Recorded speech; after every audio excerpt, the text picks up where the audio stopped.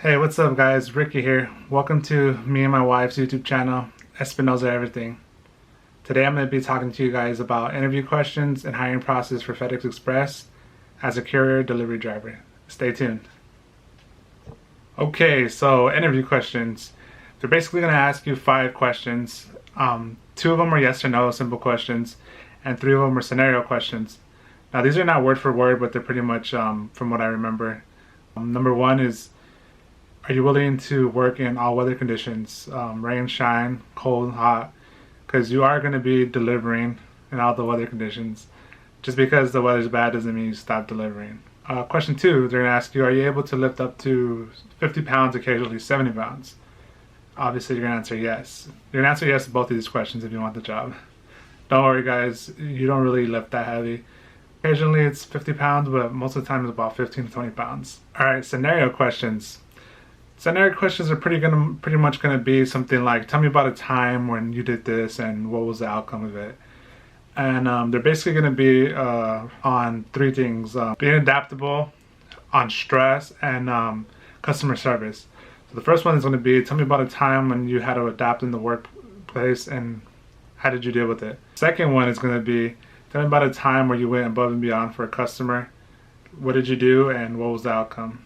Third one's going to be, tell me about a time you had to deal with a stressful situation, what happened and how did you deal with it.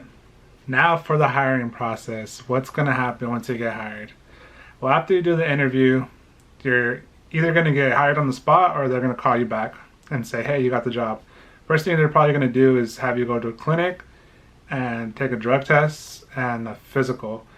If you're a DOT, they're probably going to have you do a DOT exam, which is more in depth of a physical.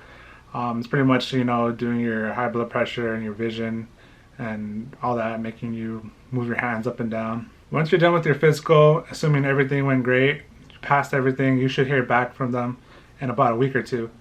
It shouldn't be no longer than 2 weeks. If you haven't heard back in 2 weeks and you know that you passed everything, you should get in contact with them. And actually, that's a good note to take down when you're doing the interview. You want to get their contact information, maybe a card or email, probably a number would be better, so if something does happen you could get in contact with them and tell them, hey, like what's going on with my the process. Okay, so say everything passed, you get a call back. You're gonna be expecting a call. It's probably gonna be from a recruiter or a manager. They're gonna say, hey, this is so and so from FedEx, are you still interested in the job? You're gonna say yes. If not, say no if you don't want the job anymore. They're gonna give you some time slots for orientation. You're gonna pick one and then you're gonna go in. They're probably gonna tell you something like, oh, it's gonna be business casual or just wear something comfortable. They'll let you know. It probably varies from different locations. The first day you get there, pretty much gonna be doing paperwork. The first day, the first 2 hours, 2-3 hours, you're gonna just be filling out all the paperwork, your social, your initials, and all that good stuff. For the next 2 or 3 days, you're going to be doing computer work. This is pretty much like, your introduction to the company. You talk about safety, you talk about how to drive the trucks, talk a little bit about how to check your truck and all that good stuff. After you complete all your online training stuff, the next thing you're going to have to do is behind the wheel. I know it sounds like a DMV test, get your license. No. It's pretty much just to show them that you could handle driving a Sprinter van or a box truck. And actually, to go to that next section, you have to complete all of those online courses. And there's I think the last one is called behind the wheel or driving, defensive driving or something like that. And in order to do actually behind the wheel, you have to complete that online course. So I say, it takes about 2 to 3 days, but you pretty much finish when you finish, because you can't go to the next step until you pass that and you take the quiz and you pass it. It's not too hard. I mean, everybody passes it.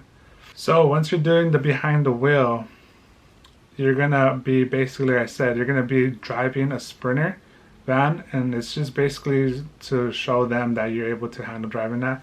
They're gonna show you how to do a pre and post checklist on your van. Check if everything's working correctly, if fluids are good, brakes, horn, lights work, all that stuff.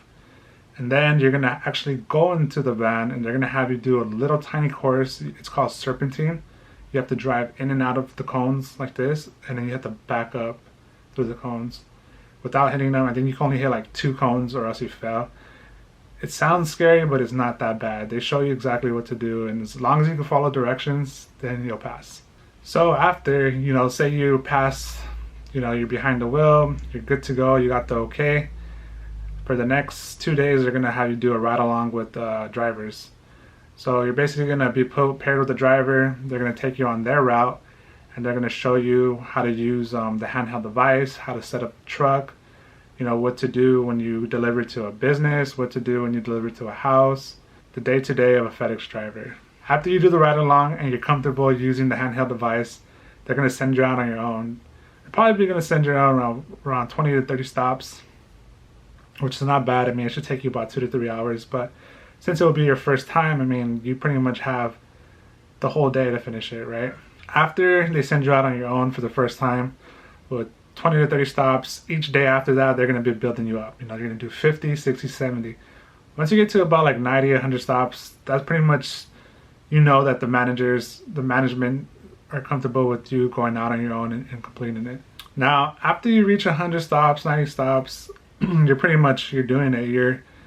You're a full-time driver, you're out on your own, and depending on your location, you're either going to be put on a route or you're going to be helping other routes with the overflow. Yeah, so that's basically it. I mean, let me know what you guys thought about this video. If it was informative, if it was, do me a favor and hit the like button. It lets me know, that you guys like this video. If you guys have any questions, comment down. Or if you have anything else you want me to explain more, maybe in another video, let me know. So, see you next time.